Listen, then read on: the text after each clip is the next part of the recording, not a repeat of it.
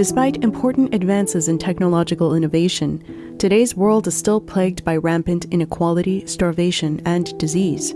Instead of racing to end these injustices, society has been told by numerous experts that our priorities must instead focus on managing overpopulation and saving natural ecosystems from the destructive effects of human action. Adapting to scarcity is the best we are told to expect, while green energy systems have been sold as the only permissible pathway into the future.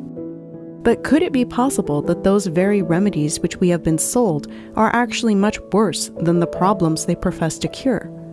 Could our ignorance over energy science and its relationship to supporting human life be resulting in a plunge into the eye of a vast storm that threatens to engulf modern civilization as we know it?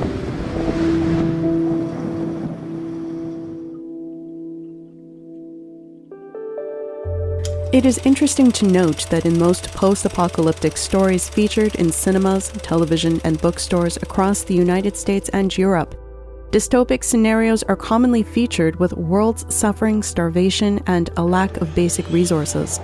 Within these scenarios, this scarcity necessarily induces conflicts over resources, as evidenced by the more recent popular dystopic theme of water wars. However, amidst these various scenarios, access to energy has rarely been depicted as one of those basic resources shaping future conflicts, as heroic characters in dystopic films always seem to have access to sufficient supplies of energy. The themes of guerrilla hackers, gamers, or tech scavengers combating the evil establishment come up again and again, yet we rarely ask the question, from where does their energy come from? In other words, out of all of the basic resources to our health and what contributes to the quality and longevity of our lives, energy is the most important basic resource that will determine to what degree we live an empowered life versus a disempowered one. Without energy, we live largely poor and destitute lives. All we need to do is look at a satellite image of the Earth at night to see how strikingly true this is. It is a fact that access to energy determines whether a nation and its people are considered living in a first world, second world, or third world condition. Just the fact that we use such categorizations should reveal to us how far we have come in accepting and even normalizing that such categories exist and will continue to exist. The question is, do they need to? And are we shaping our energy policies in a way that is in fact ever widening this gap? The gap between the energy rich and the energy poor. In this light, we have already been experiencing for several decades what could be viewed as energy wars, and it is only relatively recently that the Western world has begun to feel its effects, though much of the rest of the world has been very aware of its ongoing presence. This is only a recent revelation for the Western world, since it is only as of late that we are now also being told that there is simply not enough energy to go around, not even for the first world, and that we cannot provide abundant energy without some very large sacrifices. Europe and the United States have announced their goal, which has now also been made into law in the case of Europe. Their legally binding pledge to become climate neutral by 2050 with zero carbon emissions and a 50% reduction in carbon emissions by 2030. In a following episode, we will discuss these policies in relation to climate and agriculture. In this episode, we will focus on what is to be the outcome of these energy policies in the West in terms of the livelihood of the Western people, as well as what it will mean for those in the world who already have access to very little, if any, energy. It has long been understood that access to energy plays a deciding role in the social progress index. In other words, whether a country will have a poor to average to high living standard. This includes access to the best medical care, more nutritious food, access to clean water, and adequate shelter. In other words, a high-energy country is a rich country. It is important for us here to look into what an energy-poor life consists of, not just for the reason that we cannot address what we do not understand, but it is also imperative since our policies in the West are increasingly advocating a decrease in energy production and energy use in energy-rich countries as well. For us to truly comprehend what this will mean as a measurable outcome and what sort of sacrifices are in fact being asked of a large portion of the Western population, we need to look at areas of the world who are already living varying degrees of energy-poor lives. Today, over 3 billion people use almost no energy, including electricity, with 1.2 billion having access to no energy at all. To put this disparity of energy use between energy-rich and energy-poor regions of the world into further context, one refrigerator uses about 1,000 kilowatt-hours of electricity per year. Thus, one refrigerator uses more electricity per year than roughly 3 billion people. Energy is not just about comfort or convenience, but it is literally a matter of life or death. Here is a story from a Western woman who visited Gambia, one of the many African countries that desperately lack energy. At 4 p.m. on a Saturday afternoon, I was startled when the lights came on. The lights never came on after 2 p.m. on the weekends. The adrenaline really kicked in when I was invited to observe an emergency C-section, a first for me. When the infant emerged, I felt my heart racing from excitement and awe. But no matter how many times the technician suctioned out the nose and mouth, the infant didn't utter a sound.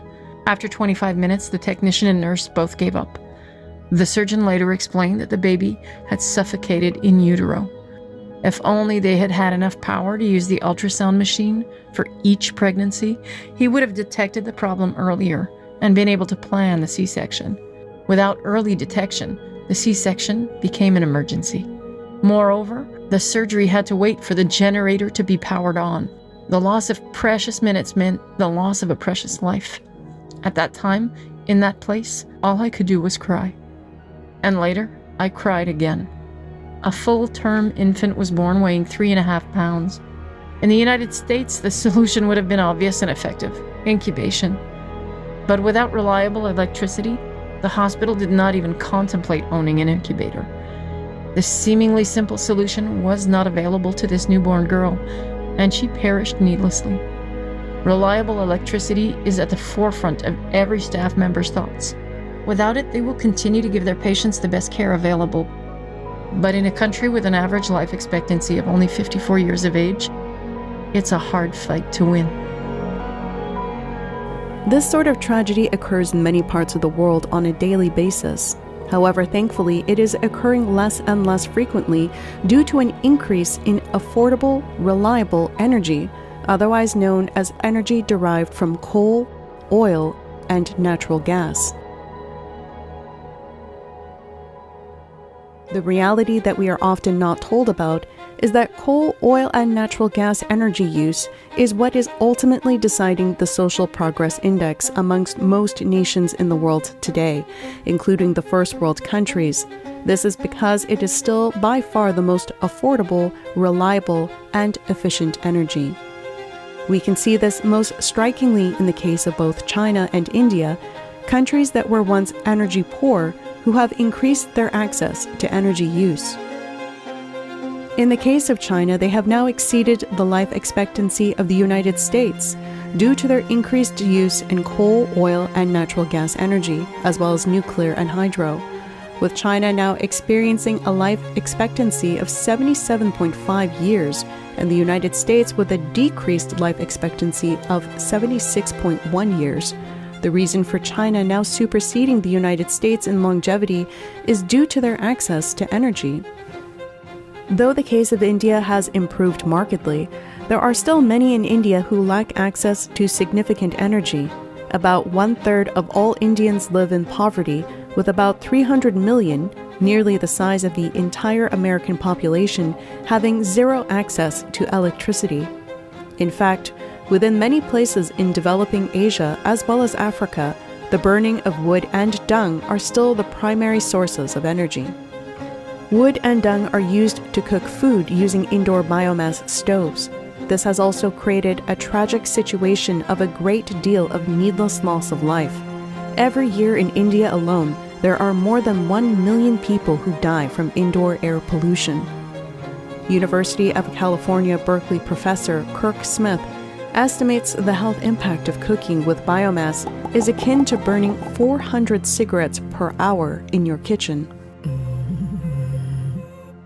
However, incredibly, there are many in the West who advocate that dung and wood continue to be used as primary energy sources rather than these regions having access to the affordable and much cleaner energy from coal, oil, and natural gas, promoting this as a centuries-old practice and thus somehow an acceptable standard of living for these people.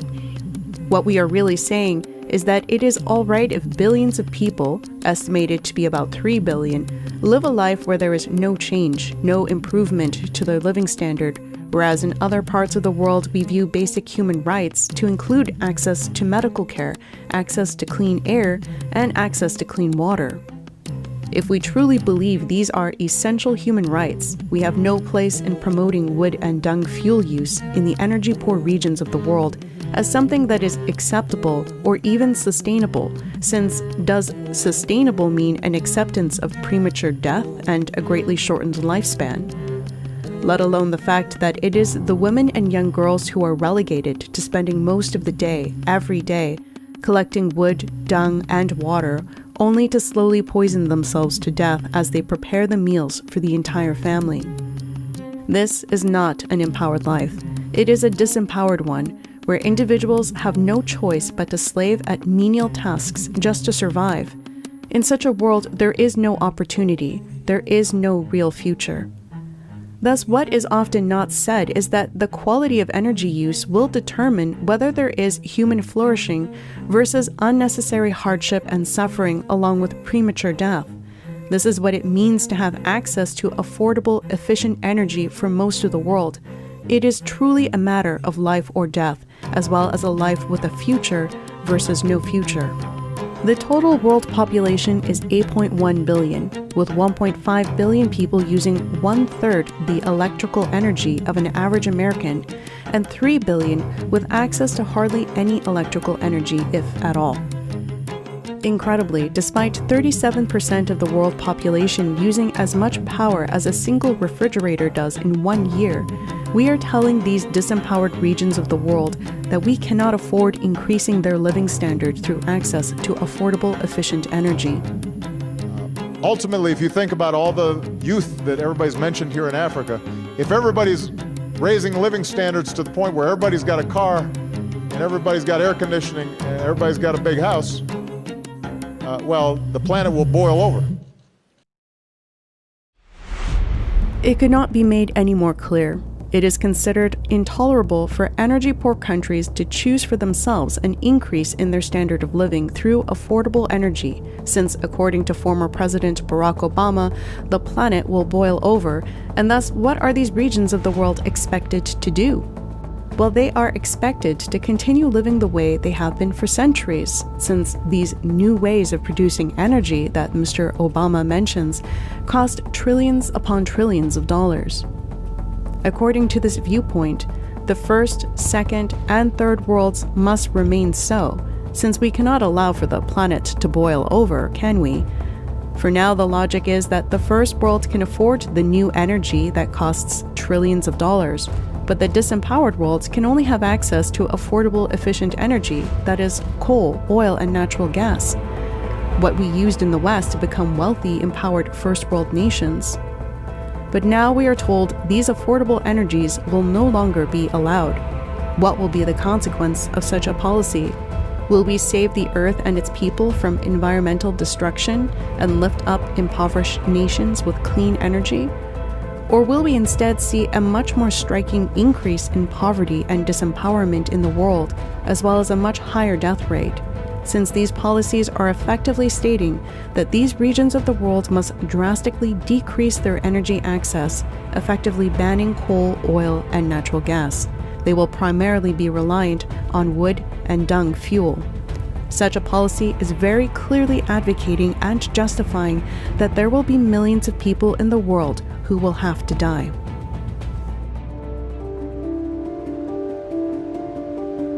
However, will it be only the disempowered, energy-poor world who will be made to sacrifice dearly?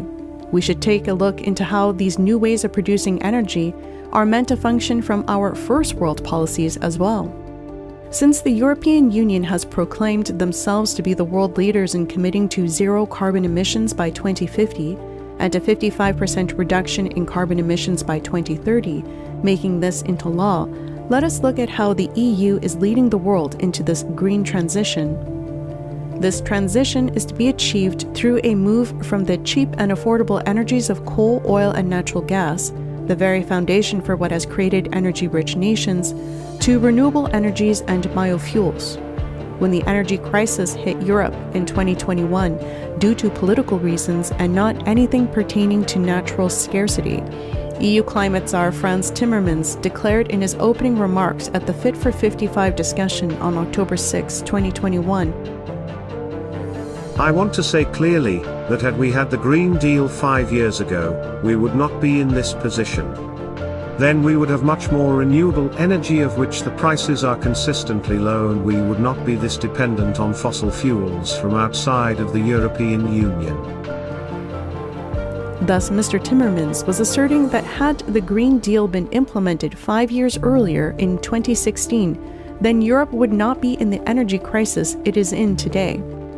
This is a problematic statement on multiple levels, the largest one being that if Europe is experiencing an energy crisis, does it make sense to reduce the energy availability even more? By making policy actions to reduce affordable energy by actively shutting down coal, oil, natural gas, and nuclear production, while there is presently an inability for renewable and biofuel to replace these energies, what will be the logical outcome? An even greater energy deficit. Mr. Timmermans and those advocating for the 2030 and 2050 goals are shutting down reliable energy before the new energy forms are online. Does this not seem incredibly reckless? That during an energy crisis, policies pushed forward are in fact increasing the energy deficit. For months, the EU has been embroiled in an energy crisis, with the fallout of Russia's invasion of Ukraine leading to highly volatile prices. Europe's winter is well underway, and with the uncertainty around gas and electricity supplies, there's been increased demand for firewood as an alternative fuel source. But that's prompting worries over the future of the continent's forests. There is also another troubling aspect to Mr. Timmermans' statement. There has already been unprecedented investment into the green transition. According to Bloomberg, the world invested unprecedented amounts in low-carbon assets in the year 2020, a record $501.1 billion, beating the previous year by 9%, despite this overlapping with the COVID-19 pandemic. Head analyst of Bloomberg, NEF, reported, "Our figures show that the world has reached $500 billion a year in its investment to decarbonize the energy system. Clean power generation and electric transport are seeing heavy inflows, but need to see further increases in spending as costs fall. We need to be talking about trillions per year if we are to meet climate goals." According to another Bloomberg report, private equity has been in the process of ditching coal, oil, and natural gas since 2017. In other words, serious investment into transitioning towards green energy started 5 years prior to Mr. Timmermans' speech, the magic number Timmermans referred to as if it wasn't actually happening. What both graphs demonstrate is that there has been a bountiful investment into acceptable green energy, in fact, trillions. But apparently this is not enough before we start to see an actual payout in energy supplies. Mark Carney, former governor of the Bank of Canada and former director of the Bank of England, And now the UN Special Envoy for Climate Action and Finance announced at COP26 that an estimated $100 trillion of investment would be needed over the next 3 decades for a clean energy future. That is an incredible amount of money. There are several issues with this statement. Why does this clean energy market require such an exorbitant amount of financing? For countries that cannot afford these costs, what are they expected to do? Why are we being told that it will not be until 3 decades from now that we will see the energy market stabilized?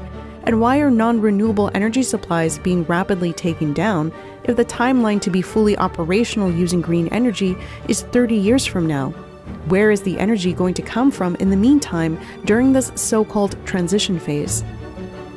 Let us start with the exorbitant cost. A major cost factor to these acceptable Carney-approved green energies is that they have a much lower capacity factor than non-renewables, most notably than that of nuclear. Capacity factor measures the actual generation of energy compared to the maximum amount it could potentially generate in a given period without any interruption. Therefore, when you hear things like X number of solar plants or wind turbines can generate the same amount of energy as one nuclear plant, be wary, since they are using the maximum potential energy output. In other words, sunny all 24 hours of a day with no clouds, high winds 24/7, rather than factoring in the capacity factor. What a nuclear plant promises, it delivers. This is not the case with wind and solar, the effects of which we are seeing in Europe presently. Note, in the graph, solar panels are shown to have a maximum capacity factor of 24.9%, but that is really quite generous. Depending on the solar panel you are using, the capacity factor typically ranges from 17 to 23%. Wind also has a capacity factor that often is lower than the generous 35.4% shown. In the case of Ontario, Canada, wind energy's capacity factor averages 27%. Also, according to the Department of Energy's Energy Information Administration in 2009, the average capacity factor for coal plants was 63.8%.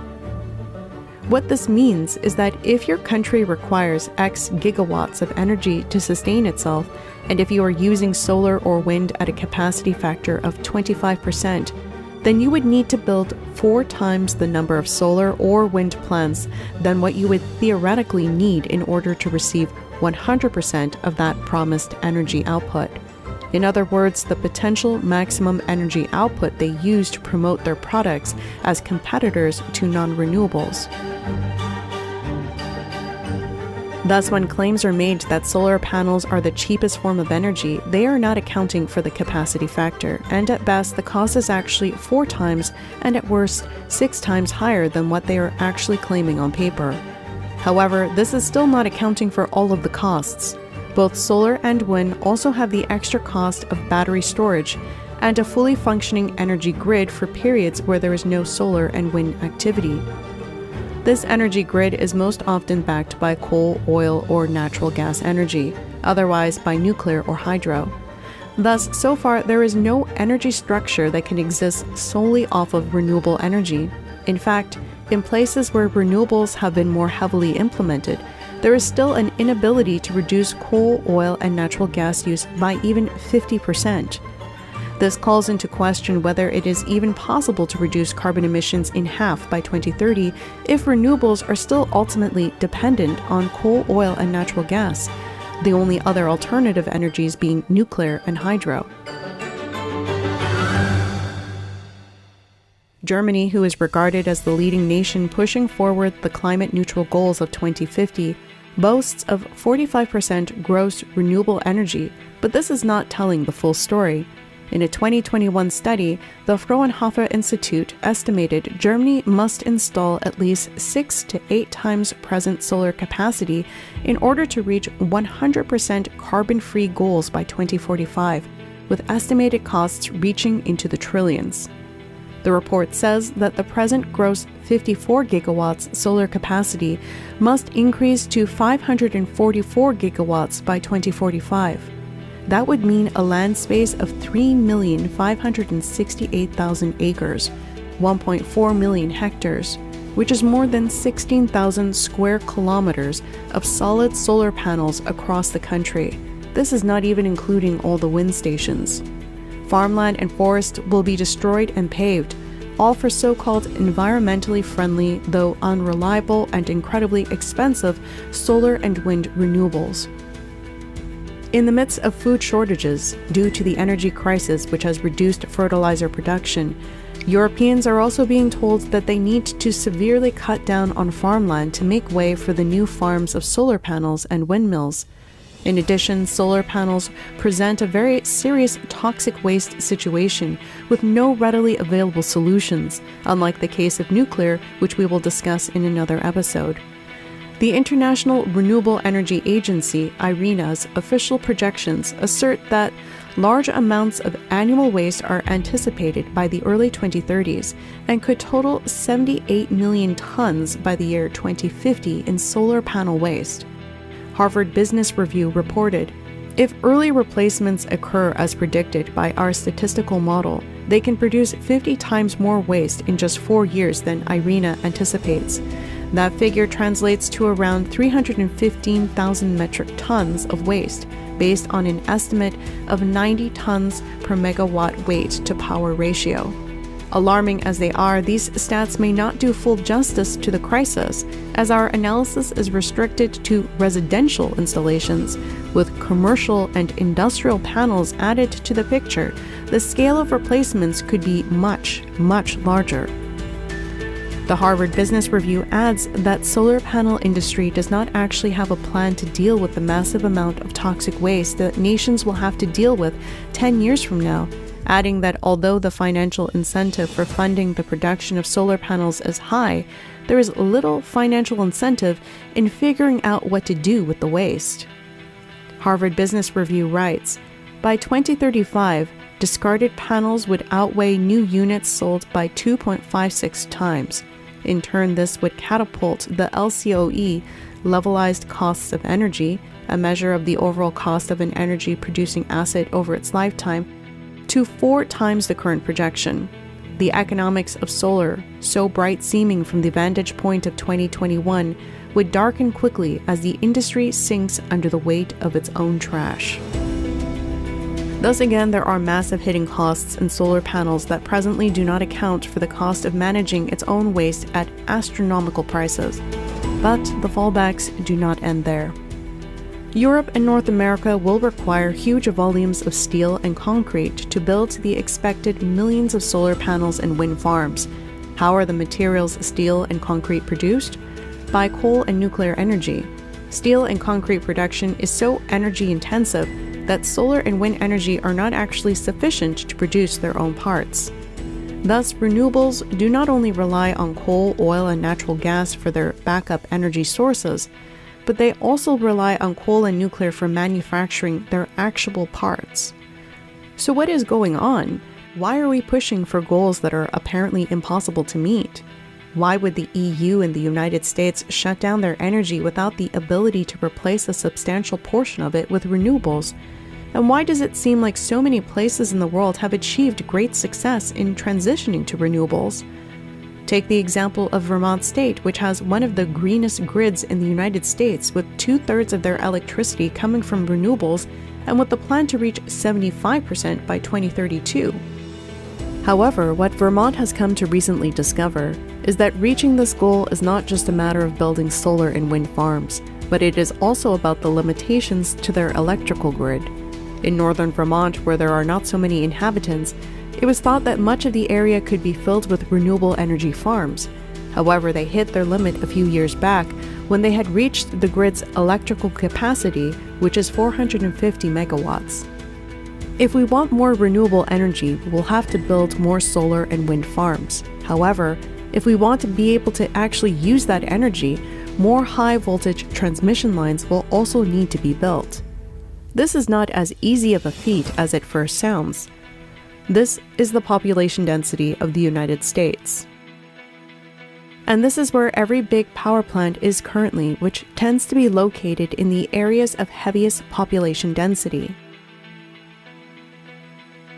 As we can see from the map, there is still a complete dependence on non-renewable energy in heavily populated regions. In the case of Washington, D.C., nearly all of their electricity comes from surrounding states' power plants, mostly nuclear and natural gas. President Biden has put forward the goal to reduce carbon emissions by 50% by 2030, and for 45% of all electricity to come from solar plants by 2050. Lowering emissions will also entail a transfer over to electric cars and away from gas cars, heating our buildings with electric heat pumps rather than natural gas, cooking on electric stoves instead of gas stoves. In other words, we are going to be using a lot more electricity than we currently have been. However, if we want to meet these electrical needs through renewable energy, we will not be able to build solar and wind plants where former coal, nuclear, or natural gas plants were located, but rather they will have to be built where they can receive the most sun and wind. This is a map created by Princeton University where wind and solar projects could, in theory, be built, which are mostly located in the middle of the United States.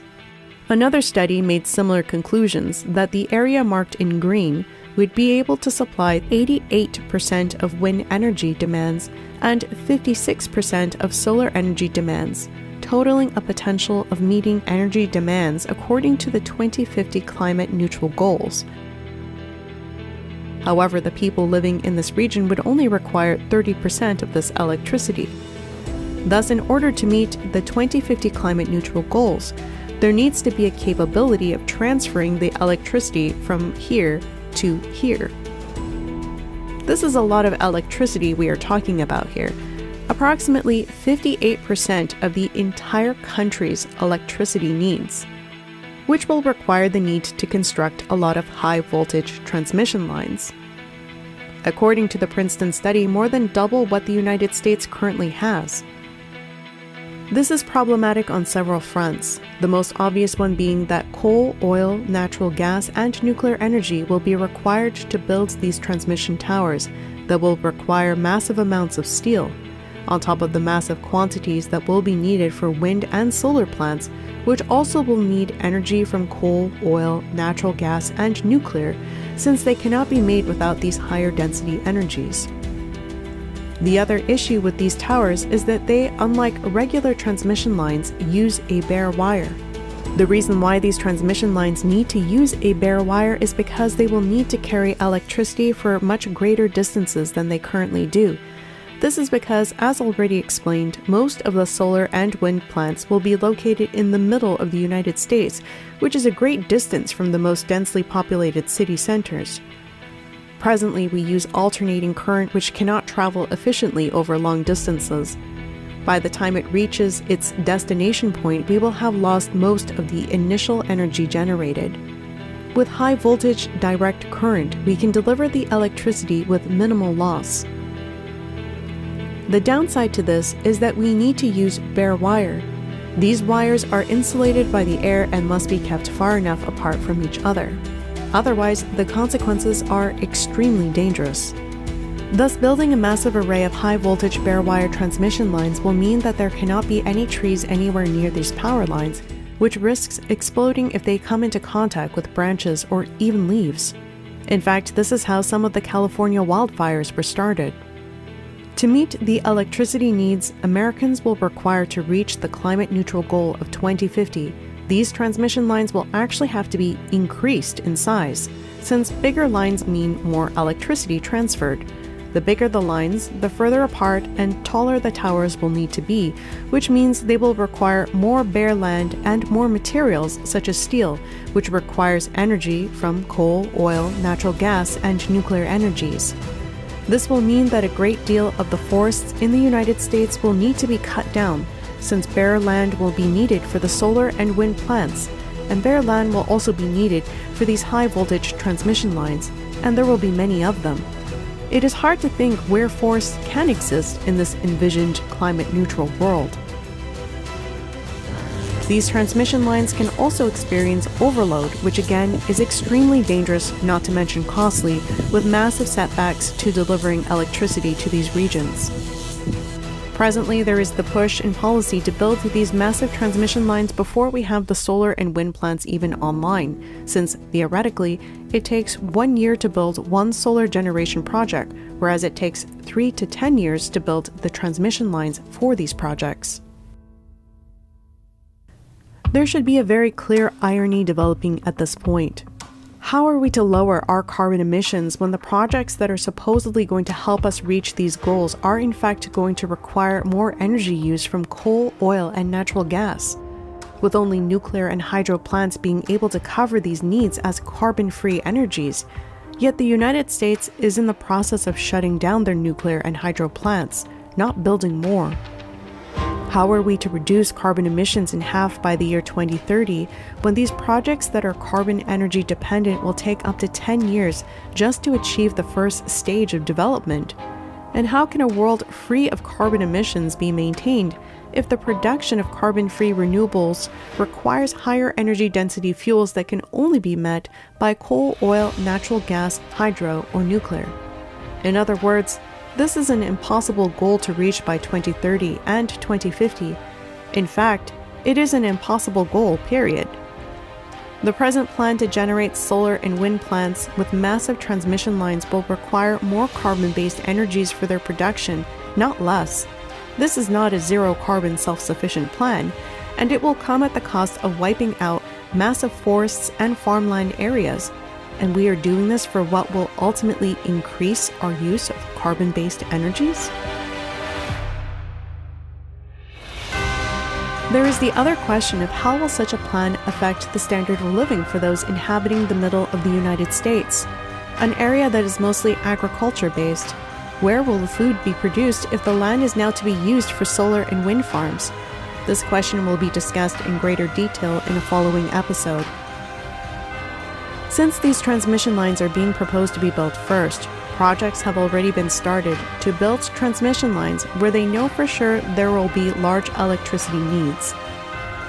One major transmission line that is being constructed as we speak is the Trans-West Express, which aims to transfer 3,000 megawatts from a distance of 700 miles, mainly electricity generated from wind power that will be sent from Wyoming into Las Vegas.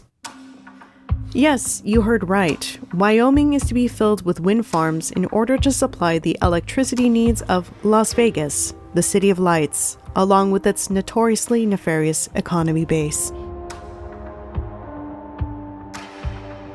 It does not take a huge stretch of the imagination to see what direction this is going. Increasingly, the regions of Middle America, the breadbasket of the United States, will be seen as the energy farms, but will be kept relatively energy poor in order to feed the energy-rich regions of the western and eastern coast city metropolis.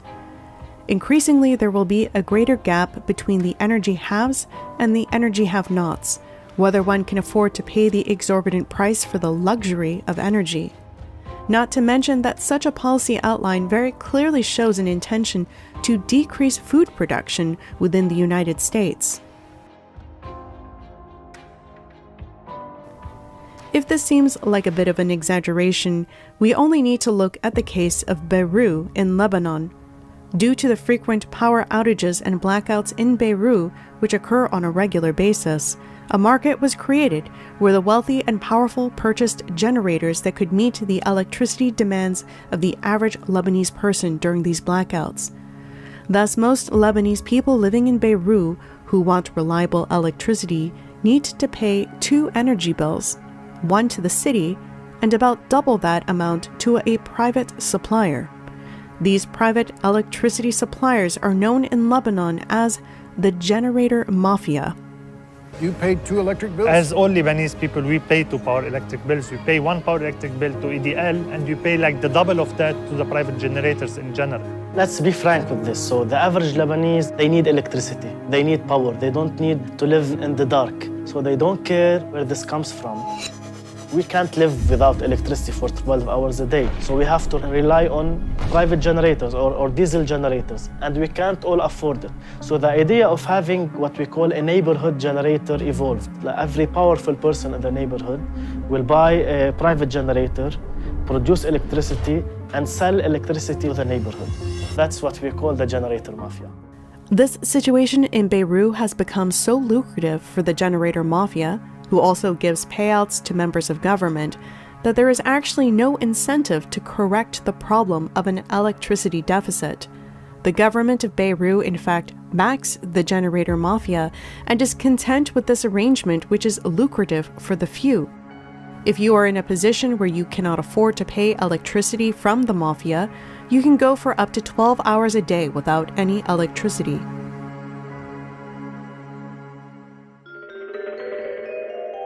Another striking example of the growing market for energy as a luxury for those who can afford it is the weed market.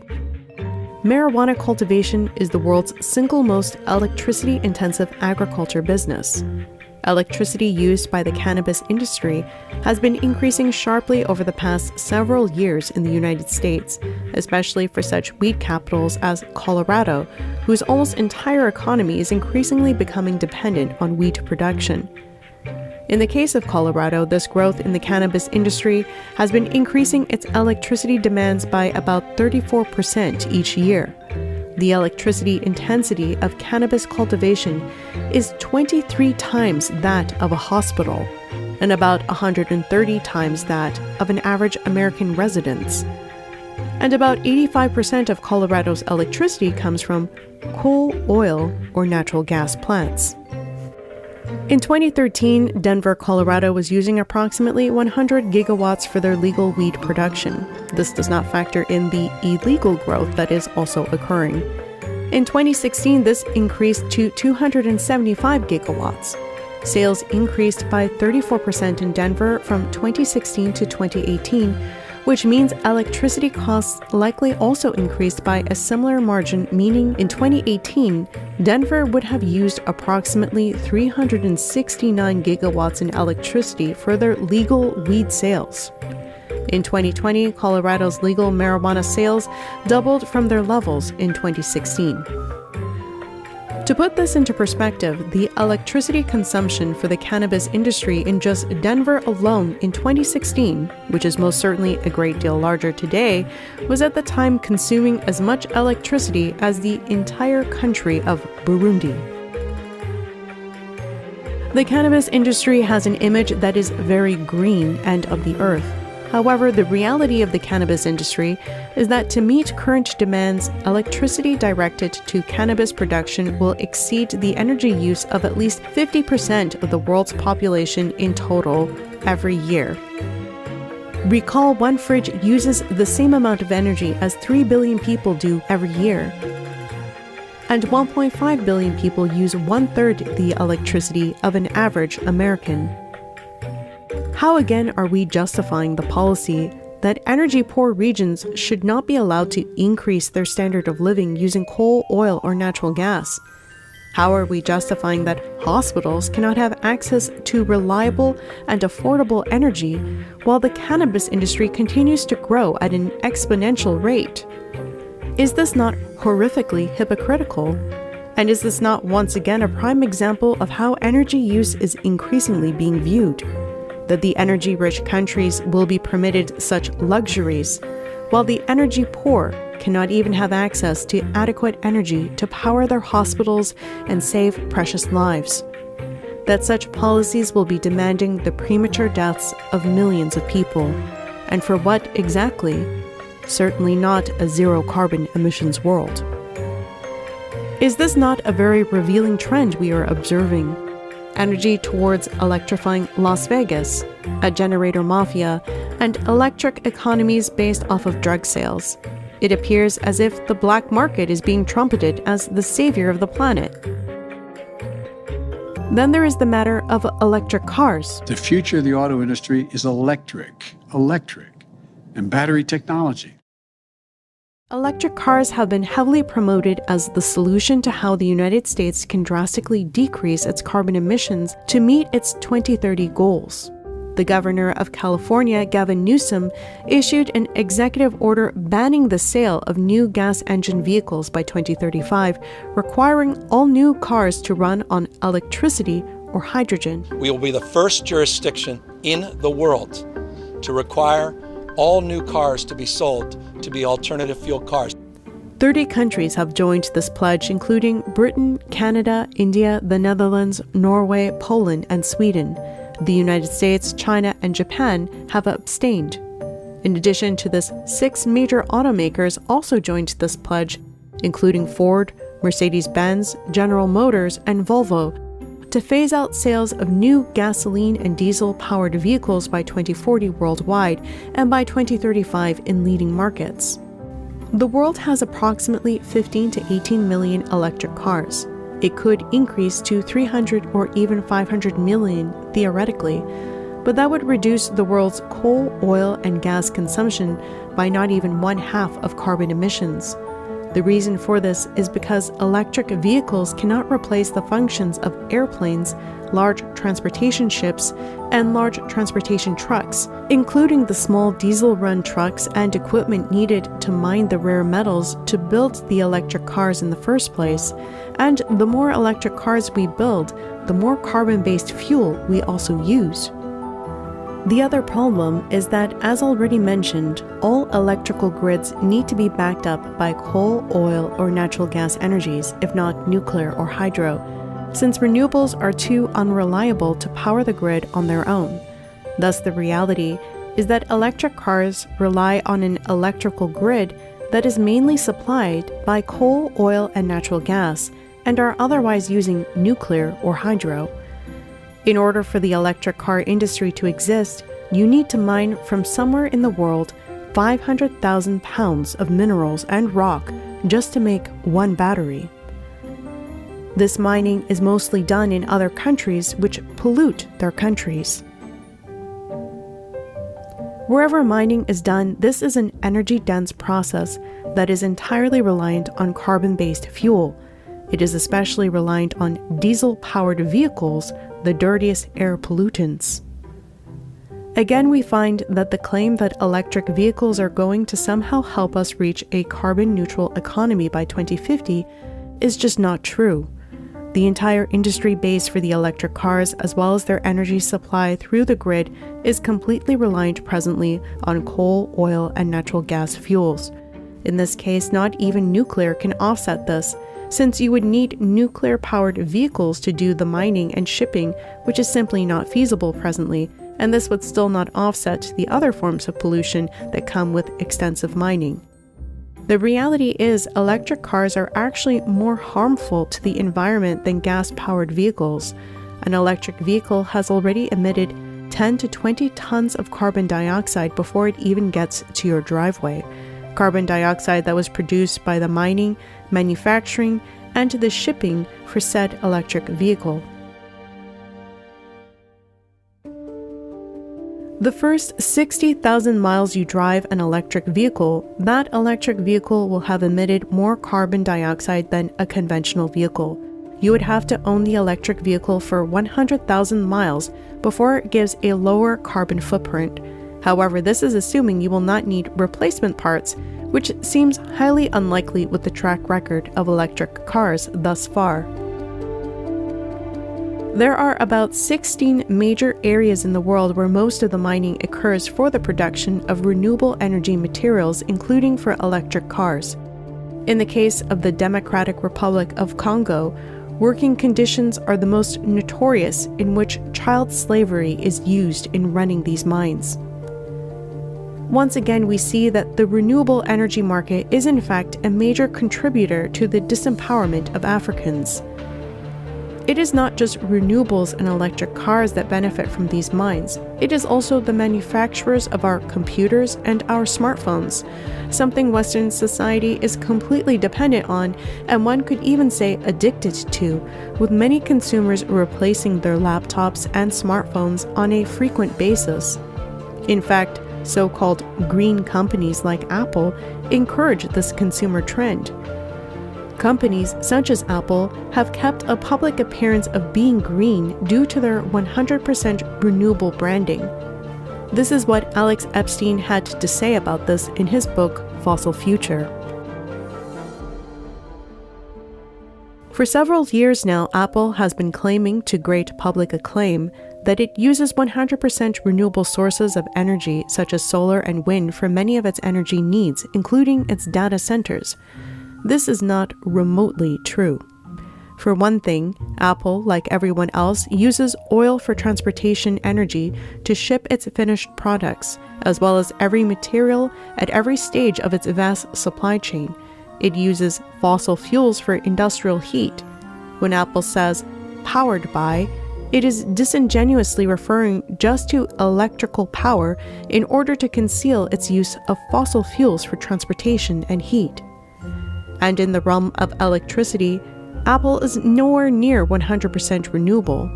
That would be completely impossible with today's technology and economics. Apple, like nearly every other international technology company in the world, gets most of its electricity from reliable sources such as coal, gas, nuclear, and hydro. How then can Apple claim to be 100% renewable? It purchases a fraudulent 100% renewable status from electricity producers. The basic way this works is that Apple pays utilities to give it credit for the solar and wind that others use, and give others the blame for the coal, gas, and nuclear that Apple uses. It's as if Apple's CEO Tim Cook were traveling with 9 other people on a yacht powered 90% by diesel and 10% by a sail, and Cook claimed that he traveled just using the sail while the others traveled using the diesel. This is energy accounting fraud, and dishonestly encourages people to think that 100% renewable innovators like Apple can indeed grow successfully free of carbon energies. And Apple is not the only one who has purchased this facelift. Facebook, Google, Bank of America, and Anheuser-Busch are all claiming to be 100% renewable. Once again, we see that it is not really a matter of whether carbon emissions increase or decrease, but more a matter of who can afford to purchase a green energy image.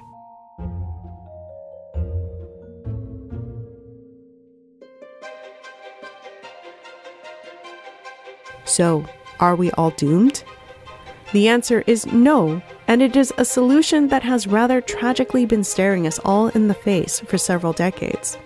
The elephant that has been in the room the entire time is nuclear energy.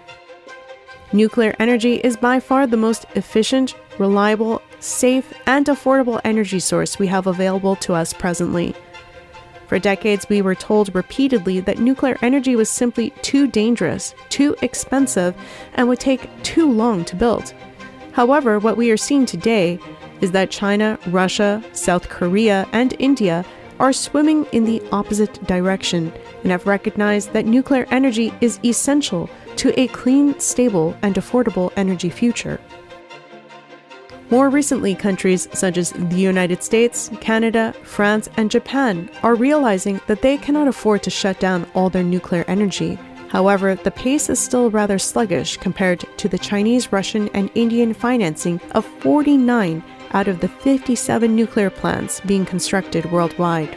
This is especially good news for India, who, despite the Green New Deal architect Senator Ed Markey, who villainously prevented nuclear fuel from being shipped to India, a setback that kept hundreds of millions of Indian people in the literal dark for decades, India is finally gaining its rightful place in an empowered future.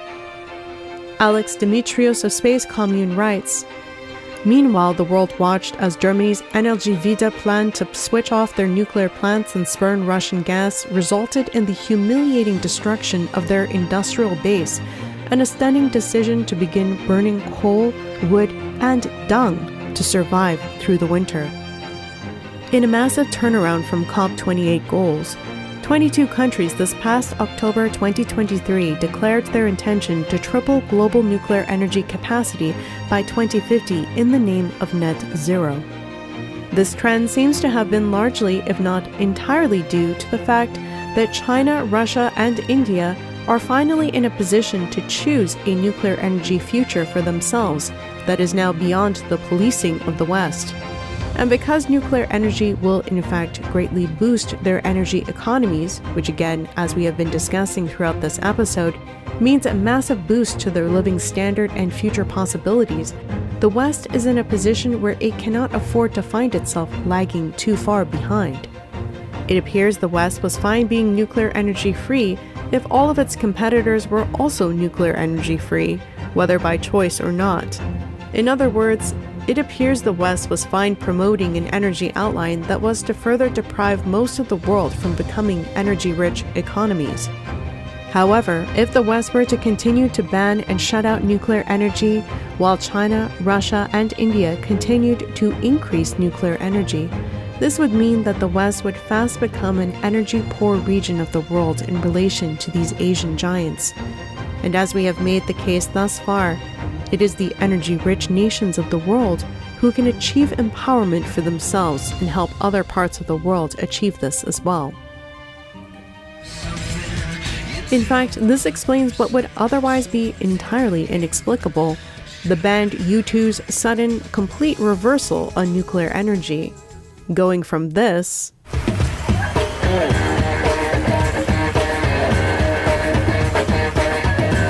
to this. So even fission, which is regular nuclear energy, is getting safer and smarter. And we've campaigned against nuclear energy, and we've kind of turned around a little bit on that one. And so the lyric, Atomic Sun for Everyone, that's that reference. Remarkably, the environment is being used as their main reason for supporting nuclear energy. In the past, the environment was their reason for opposing it. This is all to mask the real purpose of anti-nuclear advocacy, that it was always about who had the control. It looks like the subject of nuclear energy was always a political one for those controlling policy in the West.